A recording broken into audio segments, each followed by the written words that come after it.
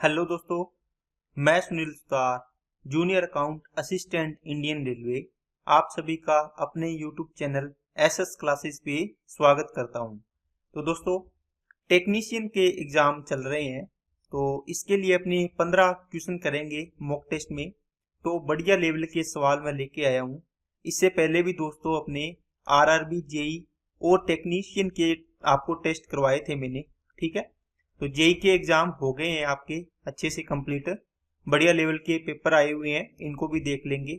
इससे पहले दोस्तों आरपीएफ एसआई के जो एग्जाम हुए हैं उनके जो भी टेस्ट है जिसकी आंसर की आ गई है, इसके टेस्ट मैं बना रहा हूँ, वीडियो बना दी है। तो डेली एक दो टेस्ट डाल रहा हूँ, तो इसको अच्छे से देखना, क्योंकि इसके अंदर जो सवाल आए हैं बहुत ही जबरदस्त लेवल के सवाल आए हुए हैं।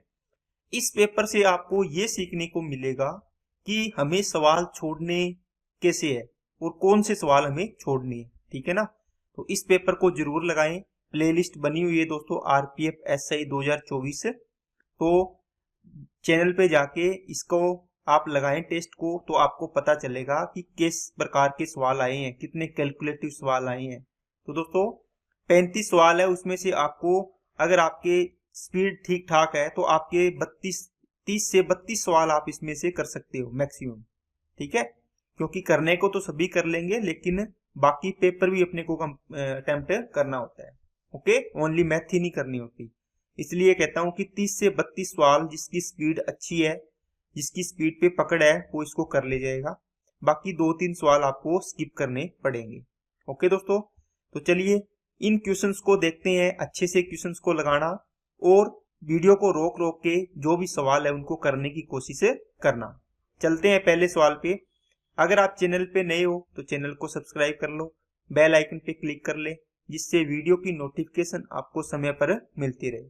चलते हैं दोस्तों, पहला सवाल क्या दिए दोस्तों, 2 की पावर x इक्वल टू 64, 4 की पावर y इक्वल टू 256, तो 1/x प्लस 1/y का मान ज्ञात कीजिए। देखो 2 की पावर x है, इसके बराबर में 64 है, तो इसको भी दोस्तों 2 की पावर में बना लो। कितनी पावर बनेगी? आप बोलोगे सर ये 2 की पावर 6 होता है।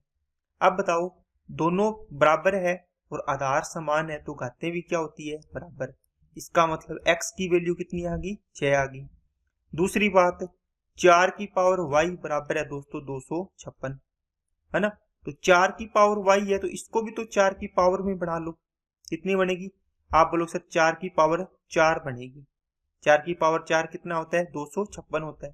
तो देखो आधार बराबर है, तो घातें भी क्या होगी? बराबर। इसका मतलब y की वैल्यू भी कितनी आ गई? 4 आ गई। तो 1/x का मतलब 1/6, 1/4 इक्वल टू कितना आ गया? एलसीएम ले लो या क्रॉस मल्टीप्लाई कर लो। 4 प्लस 6 एकम 6 डिवाइड बाई में 6 चौके 24, 10 बटे कितना आ गया? 24 आ गया। तो 5/12 आपका आंसर आ जाएगा। चलते हैं नेक्स्ट। 1 घन मीटर बर्फ का तोल 800 किलोग्राम है, तो बर्फ के 50 सेंटीमीटर भुजा के घन का तोल ज्ञात कीजिए। आपको दे रखा है दोस्तों क्या कि 1 मीटर क्यूब जो आयतन है, इसका वजन दे रखा है 800 किलोग्राम दे रखा है, ठीक है। अब आपको जो भी एक घन दिया है, ये घन दिया है इस प्रकार, इसका आयतन आपको निकालना होगा। एक बर्फ का टुकड़ा है, घनाकार है, घन के आकार का, इसका आयतन निकाल लो टोटल। 1 मीटर क्यूब आयतन का वैल्यू है 800 किलोग्राम वजन है इसका। तो यहां से देखते हैं कितना वजन है। तो 50 सेंटीमीटर है दोस्तों, इसको चेंज करोगे तो कितना आएगा? 1/2। कैसे? आप बोलोगे सर 50 बटे इसको मीटर में चेंज कर लेंगे, अपने मीटर में 100 का डिवाइड कर देंगे ना सेंटीमीटर का। 1 मीटर में 100 सेंटीमीटर है, इसका मतलब 1/2 मीटर बन गया भुजा। ए की वैल्यू कितनी आ गई? 1/2। इसका आयतन क्या होता है? ए की क्यूब होता है। 1/2 की क्यूब कर दो, कितना आ जाएगा दोस्तों? 1/8 मीटर क्यूब आपका आयतन आ गया। अब देखो 1 मीटर क्यूब की वैल्यू 800 किलोग्राम, 1/8 मीटर क्यूब की वैल्यू कितनी हो जाएगी? इसका मतलब आपने इसमें 8 का भाग दिया, तो इसमें भी 8 का भाग कर दो। तो 800/8 करोगे कितना आ जाएगा? आपका आंसर आ जाएगा 100 किलो, इसका वजन आ जाएगा, ठीक है। आप 50 से भी कर सकते हो और इससे भी कर सकते हो। चलते हैं नेक्स्ट पे। 8200 रुपए की राशि को ए, बी और सी में इस प्रकार डिवाइड किया गया कि ए को बी से 500 अधिक, सी को ए से 300 अधिक मिले, सी का हिस्सा ज्ञात करें। देखो ए, बी और सी तीन व्यक्ति है। ए को बी से 500 अधिक और सी को ए से 300 अधिक। देखो तुलना किससे कर रहे हैं, आपको कर रहे हैं कि ए को मिले हैं बी से 500, बी की वैल्यू x रुपए मिले हैं इसको 500 रुपए अधिक मिले तो x प्लस कितना हो गया, 500 हो गया। अब कहता है सी को ए से 300 अधिक मिले, ए को मिले कितने हैं दोस्तों, x प्लस 500, मतलब ए से 300 अधिक मिले हैं। किसको, सी को। ए की वैल्यू है x प्लस 500, इससे 300 अधिक मिले हैं, ये सी की वैल्यू आ जाएगी। टोटल कितना हो जाएगा, x प्लस 800 हो जाएगा। टोटल कितने रुपए हो गए, इन तीनों को ऐड करो, आप बोलो सर 3x हो गए, प्लस 8 और 5 1300 हो गए, इक्वल टू टोटल कितने रुपए हैं, 8200 है। यहां से 3x बराबर कितना आएगा, ये इधर जाके माइनस करोगे तो 6900 आएगा, है ना। x की वैल्यू कितनी आ गई, 2300 आ गई। आपको किसकी वैल्यू पूछी है, सी की कितनी है, x प्लस 800, तो 2300 में 800 ऐड करो, 2300 प्लस 800 कितना हो जाएगा दोस्तों, 3100 आपका आंसर आ जाएगा, सी की वैल्यू। नेक्स्ट, दो बेलनों की त्रिज्याओं का अनुपात 2:3 है, उनकी ऊंचाइयों का अनुपात 3:5 है। यदि एक बेलन का आयतन 180 घन इकाई हो तो दूसरे बेलन का आयतन ज्ञात करें। दोस्तों एक बेलन का आयतन बटे दूसरे बेलन का आयतन b1 बटे b2, पहले बेलन का 1/3 पाई r1 स्क्वायर h1, इसको ऐसे लिख लो, और दूसरे का पाई 1/3 पाई r2 स्क्वायर h2। अब देखो इसमें ये पार्ट तो कट ही जाना है, इसको तो भूल ही जाओ, तो बच क्या गया दोस्तों, आप बोलो सर पहले की देखो त्रिज्याओं का r1 और r2 हो जाएगी, इसका मतलब ऊपर आएगा 2 का स्क्वायर, तो नीचे किसका आएगा, 3 का स्क्वायर आएगा, r1 r2 इंटू में आना h1 3 h2 5। अब इसको सोल्व करो, 2 दूआ 4, 3 से 1 3 कट गया, तो ऊपर बच गया 4 और नीचे हो गया 3 5 15 हो गया, तो इनके आयतन का अनुपात कितना आ गया, 4/15। इसने बोला यदि एक बेलन का आयतन 180 है, इसका मतलब पहले बेलन का 4 की वैल्यू 180 किसमें है, घन इकाई, तो ये घन इकाई दे रखा है ना, कोई भी यूनिट दे रखी है, मतलब आयतन है, मीटर क्यूब हो सेंटीमीटर क्यूब हो जैसे भी हो, क्यूबिक यूनिट्स दे रखा है। तो 4 की वैल्यू इतनी है, कितने गुना हो गया, 45 गुना हो गया। इसको भी 45 गुना कर दो, 15 5 75, देखो इकाई अंक कितना आ रहा है, 5 आ रहा है, इसका मतलब इसका ऑप्शन हो जाएगा सी वाला ऑप्शन हो जाएगा।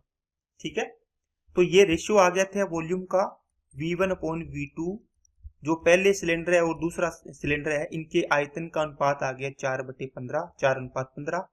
इसमें से एक का आयतन दे रखा है इतना, दूसरे का आयतन आपको ज्ञात करना था। चलते हैं नेक्स्ट। मधु ने एक घड़ी को 12% के लाभ पर बेचा, यदि उसने 28.8 रुपए अधिक में बेचा होता तो 18.4% का लाभ प्राप्त होता। घड़ी का क्रय मूल्य कितना था, देखो इसने 12% पर बेचा, इसका मतलब 100 रुपए इसका सीपी था, इसने 12% लाभ पर बेचा, मतलब 112 में बेचा होगा, ये भी एसपी है। ये कहता है कि 28 पॉइंट इतने रुपए अधिक में बेचती है 28.8 में, तो उसे 18.4% का लाभ होता, तो इसका मतलब इसका विक्रय मूल्य कितना होता, आप बोलो सर 118.4%।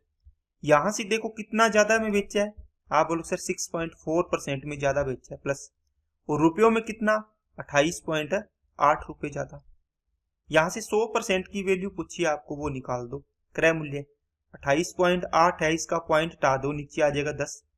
ये 6.4 है, इसका पॉइंट हटा दो तो ऊपर आ जाएगा 10, 10 से 10 कैंसिल हो जाएगा, गुणा में क्या आएगा, 100 की वैल्यू निकालनी है, 100 आ जाएगा। ठीक है, 64 से काटो, 16 चौके 64, 16 एकम 16, 16 8 128, 4 से काट दिया 25 बार, 25 को 4 से डबल कर दो 50 हो जाएगा, इसको आधा कर दो 9, 9 5 45, तो 450 रुपये आपका सीपी आ जाएगा। अब आप इसको शॉर्ट में भी कर सकते थे, 12% लाभ हो रहा है, प्लस का 12%, इतने रुपए अधिक में बेचता तो 18 पॉइंट इतने का लाभ होता, 18.4% का, तो कितना ज्यादा लाभ हो रहा है, आप बोलो सर 6.4%। इसकी वैल्यू कितनी दी हुई है, 28.8 रुपए। वही चीज आ गई, 100% की वैल्यू निकालनी है, 28.8 डिवाइड बाई 6.4 इंटू में 100। ठीक है, बाकी ये चीज समझाने के लिए बता दी, ये आप इसको शॉर्ट में आप कर सकते हैं। नेक्स्ट, 4 अंकों की सबसे छोटी संख्या x को 10, 15, 24, 35, 42 से भाग देने पर प्रत्येक स्थिति में 7 शेषफल बचता है। x के अंकों का योग कितना है? दोस्तों, जब इस प्रकार का सवाल हो और उसमें x के अंकों का योग पूछा हो या इनका मल्टीप्लाई पूछा हो तो आपको बेसिक से करना पड़ता है। देखो, 4 अंकों की संख्या बोलिए इसमें, आप क्या करो, इनका सभी का क्या लेना पड़ेगा? एलसीएम। एलसीएम कितना आएगा बोलो? सबसे बड़ी संख्या 42, 2 इंटू 3 इंटू 7, 7 21 दूना 42 हो गया, इसको ले लिया आपने। अब देखो, जैसे 10 है, 10 इसमें बढ़ाना है कि 10 आए। आप बोलो सर 10 या 10 क्या होता है? 2 इंटू 5 होता है, 2 तो आ गया, 5 की कमी है, 5 का गुणा और कर दो। 15 में 3 इंटू 5, 3 इंटू 5 ये बैठा। 24 में 2 इंटू 2 इंटू 2 और इंटू में कितना? 3 होता है, 3 तो आ गया, एक बार 2 आ गया, 3 2 6। देखो, इसका मतलब 2 इंटू 2 की कमी है तो 2 इंटू 2 और कर दो। फिर 35 में 5 इंटू 7 होता है, 5 भी आ गया, 7 भी आ गया, इसकी जरूरत ही नहीं है। ये आपका क्या आ जाएगा दोस्तों? एलसीएम आ जाएगा। 6 6 7 42, 5 210, 21 दूना 42 दूना 84, इसका मतलब आ गया 840। ठीक है, पहली संख्या 840 और रिमाइंडर देखो कितना आएगा, इसका मतलब आपकी संख्या कितनी आएगी? नंबर 840 के प्लस का 7, 840 प्लस के 840 के प्लस 7, क्योंकि प्रत्येक स्थिति में 7 शेषफल बचता है। ठीक है, सबसे छोटी संख्या से 4 अंकों की सबसे छोटी संख्या को x से डिवाइड करने पर, सॉरी x संख्या है ना, x संख्या दे रखी है, इसका नाम चाहे n लिख लो चाहे कुछ भी लिख लो, x को 10, 15 इनसे डिवाइड करने पर प्रत्येक स्थिति में 7 शेषफल बचता है। मतलब आप 10 से डिवाइड करो इसको, 35 से करो, 24 से करो, जो ये चीजें, इनसे 7 शेषफल बचेगा। अब आपको 4 अंकों की निकालनी है। अगर आप इसमें वैल्यू पुट करते हो k की 1 तो 840 इंटू 1 प्लस 7 ये बनेगा दोस्तों 847।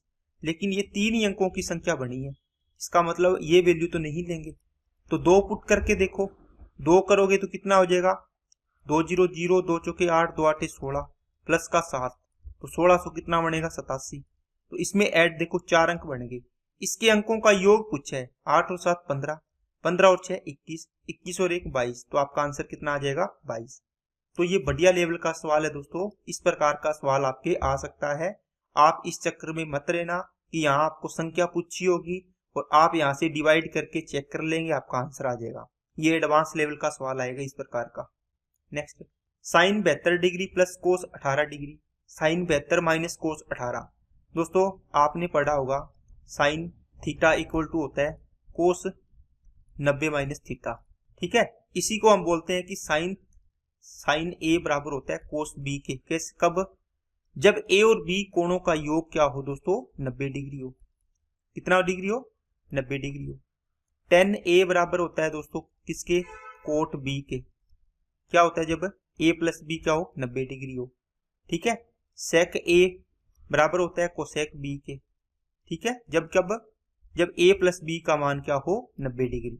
इसमें भी सेम चीज है, देखो इन दोनों कोणों का योग देखो 90 डिग्री होगा।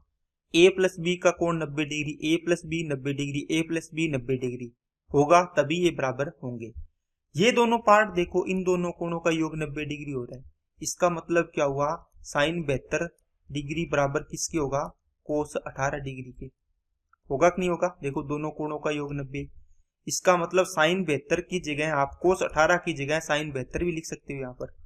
इसका मतलब प्लस माइनस कट जाएगा आपस में, 0 इंटू कुछ भी करोगे, ये संख्या मान लो पूरी भी लिख लोगे, इसकी गुणा में 0 है तो 0 ही आंसर आएगा। ये इंपॉर्टेंट कॉन्सेप्ट है, याद रखना दोस्तों। नेक्स्ट, 74.K3 प्लस 743 प्लस इसको ऐड करो तो ये आए, तो K का मान बताना है। आप दोस्तों इनको ऐड करोगे तो 743.00 और 7.43 और वो कितना है? 74.K3। देखो इसका मतलब यहाँ कितना आ रहा है? 824.66 आना चाहिए। 3 और 3 6 बन रहा है। ठीक है, यहाँ आपने क्या किया? देखो यहाँ से थोड़ा सा ध्यान से देखना दोस्तों, तो डेसिमल के बाद संख्याएं हैं उनको इसी तरीके से लगाना, डेसिमल की सीध में डेसिमल, यहाँ 0 0 है, 3 और 3 6 आ गया, ठीक है, कोई आंसर नहीं है।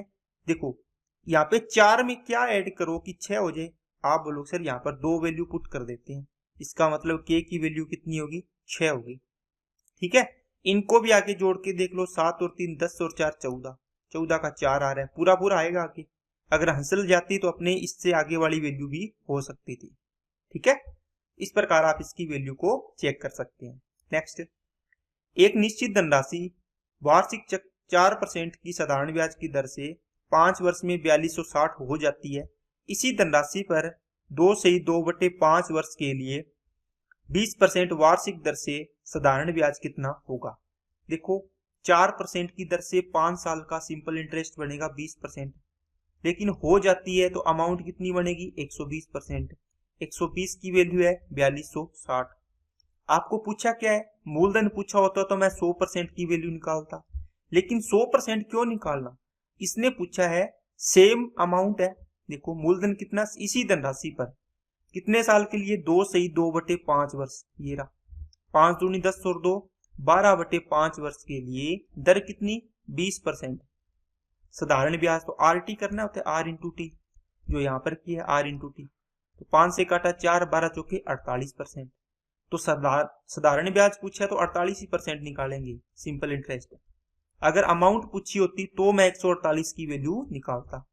तो 4260 डिवाइड बाई 120 इंटू में आ गया 48, 0 से 0 कट गया, 12 से काट दिया 4 बार, 4 छिके 24 और 4 दूनी 8 और 2 10, 4 चौके 16 और 1 17।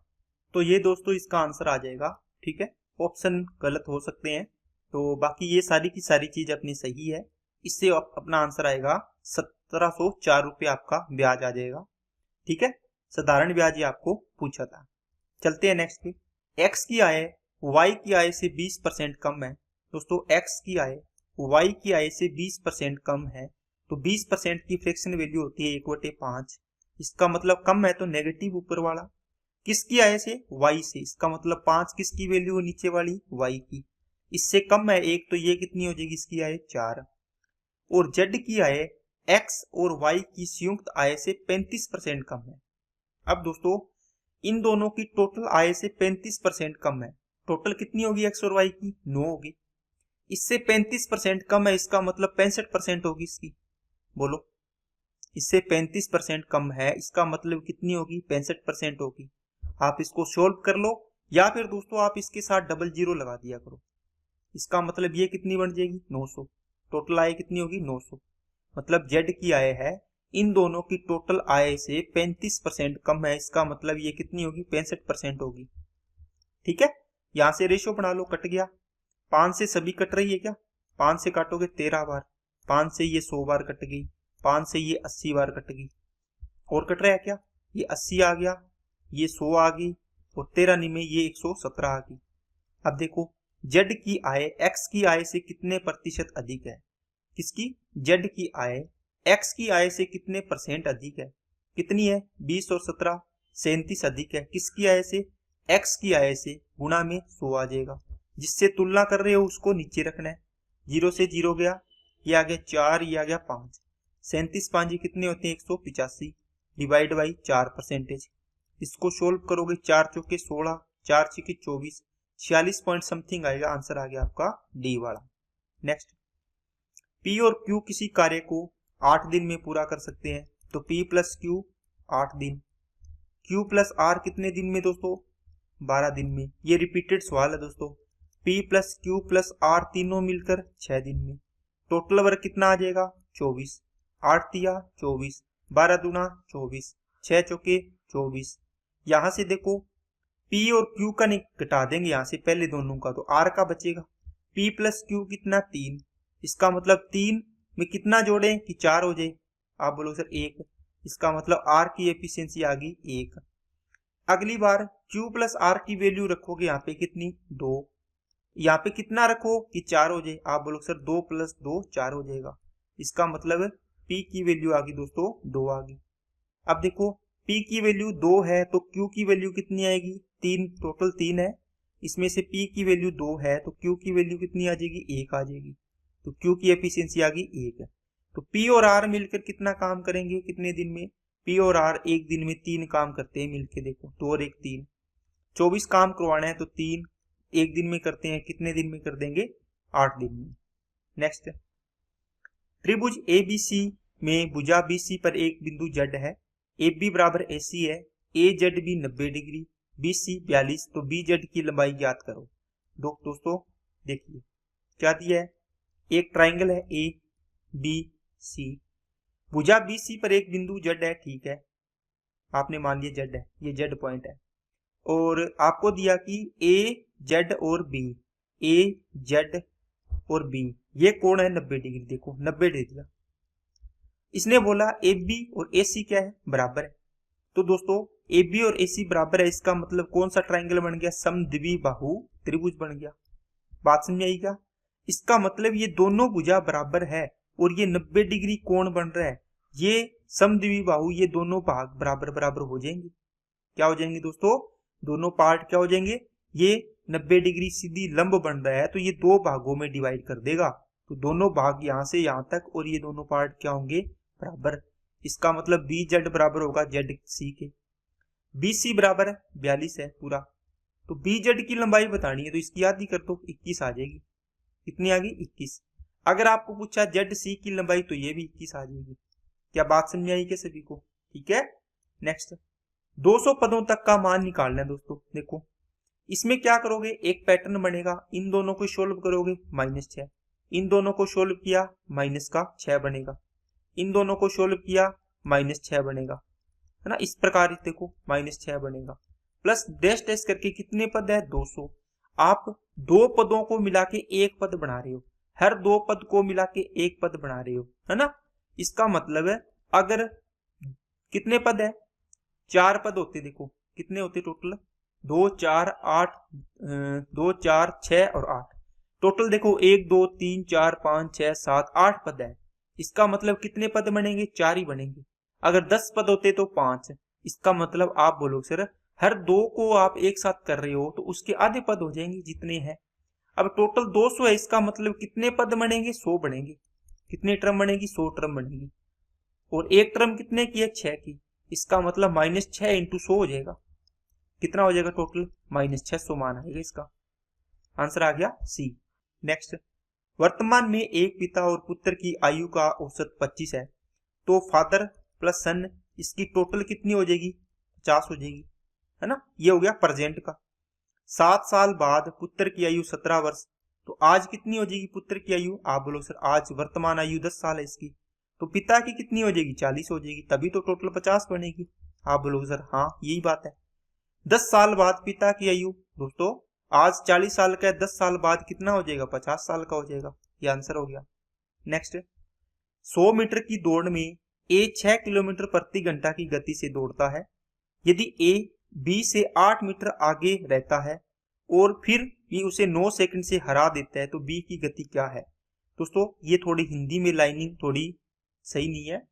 इसका मतलब ये होना था बी ए से 8 मीटर आगे रहता है, या फिर ये बोलता कि ए बी से 8 मीटर पीछे रहता है फिर भी उसे 9 सेकंड से हरा देता है। इसका मतलब ए है बी को स्टार्ट दे रहा है।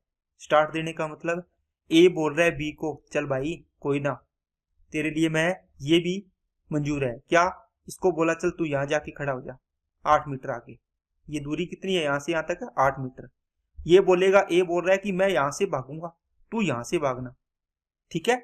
ए बोलेगा फिर भी मैं तेरे को हरा दूंगा, ये बोला चलो आजा देख लेते हैं, तो ये फिर भी हरा देता है 9 सेकंड से, ठीक है। तो ये 9 सेकंड से हरा रहा है, इसका मतलब क्या हुआ दोस्तों?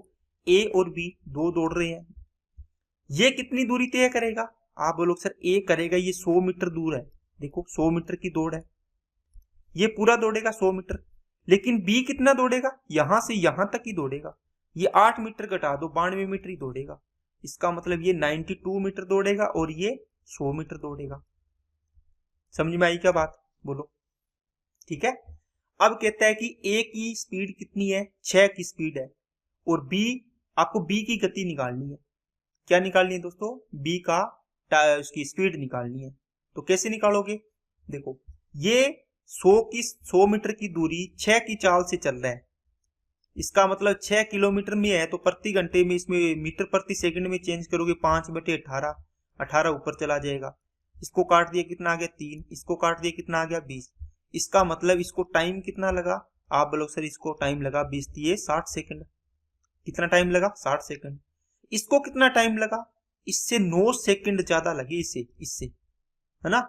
इसका मतलब ये 60 सेकंड में पहुंच गया, इसको 69 सेकंड लगे। इसका मतलब इसको 69 सेकंड लगे। अब बताओ इसकी स्पीड निकालनी हो तो क्या करोगे, डिस्टेंस अपॉन क्या होता है टाइम, ये स्पीड आ जाती है। डिस्टेंस कितनी है 92 और टाइम कितना है 69। ये मीटर प्रति सेकंड है, किलोमीटर प्रति घंटा के लिए 18/5 से मल्टीप्लाई कर दो तो 23 दिया 69, 23 चौके 92, 3 से काटा 6 बार, 4 छिके 24/5। इसका मतलब 2 से गुणा कर दो ऊपर नीचे, 48/10 का मतलब 4.8 किलोमीटर प्रति घंटा आपका आंसर आ जाएगा। नेक्स्ट, ABCD एक चक्रीय चतुर्भुज है। AB इसके अंदर बनी वृत्त का व्यास है। कोण ADC 118 डिग्री, कोण BAC का मान ज्ञात करें। देखो यहां दिए दोस्तों साइक्लिक क्वाड्रिलेटर है, such that AB is a diameter of the circle, circle की डायमीटर है, सर्कमस्क्राइबिंग इट, ठीक है। इसका मतलब एक वृत्त बना हुआ है दोस्तों, इस वृत्त के अंदर एक क्या है चतुर्भुज है। जो चतुर्भुज है ABCD, आपका जो भी चतुर्भुज आपने बनाया है किसी भी साइज का, ABCD ऐसा बनेगा।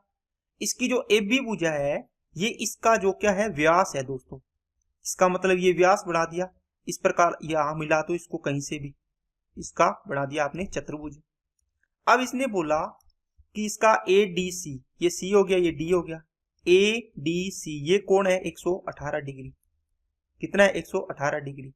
आपने पढ़ा होगा कि चक्रीय चतुर्भुज के सम्मुख कोणों का योग कितना होता है 180 डिग्री होता है। कितना होता है 180 डिग्री होता है। तो इसका ये कोण 118 है तो इधर वाला कोण कितना बनेगा, इसके सामने का कोण ये है, 180 में से 18 घटा दो तो 2 और 7 में से 1 गया 6, ये 60 कितना आ गया 2 डिग्री आ गया। अब आपने क्या पूछा, आपको BAC ये कोण पूछा है, ये देखो यहां पर मिला दो BAC ये कोण पूछा है कितना आएगा। अब बताओ एक सर्कल है, इसके जो व्यास है इसके द्वारा वृत्त की परिधि पर बना कोण कितना होता है, हमेशा 90 डिग्री होता है। कैसे, आपको पता है कि केंद्र पर बने कोण का, केंद्र पर बना कोण है उसका आधा कोण परिधि पर बनता है, तो ये 180 बनता है, इसका आधा कितना बन गया 90, कहां पर परिधि पर। तो ये भी तो सेम ही चीज है, देखो यहाँ पर 180 बनता है, ये इसका आधा 90 डिग्री बनेगा परिधि पर कोण, एक ही चाप द्वारा, ये चाप देखो सेम है, ठीक है। ये 90 62, तो ये कोण कितना हो जाएगा 90 और 62 ऐड कर दो 2 और ये 9 6 15 और 16 100 कितना हो गया दोस्तों 9 6 15 सॉरी 9 6 15 152 हो गया ना। तो 152 ये दोनों हो गए। ये कोण कितना बनेगा 180 में से 152 माइनस करो, ये आ जाएगा 8 और ये आ जाएगा 2, इसका मतलब 28 डिग्री ये कोण है आ जाएगा, ठीक है ना। अच्छा सवाल है दोस्तों। तो इस प्रकार आपके ये 16 सवाल मैंने करवाए हैं दोस्तों। अगर आपने इन सवालों को अच्छे से करोगे तो एग्जाम में जाके आपको काफी हेल्पफुल साबित होगा और थोड़ा सा अच्छा भी लगेगा कि ऐसे सवाल मैं करके आया हूँ, ठीक है दोस्तों। तो जो भी कॉन्सेप्ट है उनको अच्छे से रिवाइज करके जाना, अच्छे से चीजों को देख के जाना, ताकि आपका एग्जाम अच्छा हो। और आपके एग्जाम के लिए ऑल द बेस्ट। और जिसका एग्जाम हो गया है उनको तो अच्छा ही है, उनका एग्जाम बढ़िया गया होगा, ठीक है दोस्तों। तो आज के लिए इतने रखते हैं। अगर वीडियो अच्छी लगे तो लाइक करना, चैनल को सब्सक्राइब नहीं किया तो चैनल को सब्सक्राइब करें, बेल आइकन पे क्लिक कर ले और अपने दोस्तों के पास वीडियो को ज्यादा से ज्यादा शेयर करें ताकि उनको भी लाभ मिल पाए। Okay, thank you.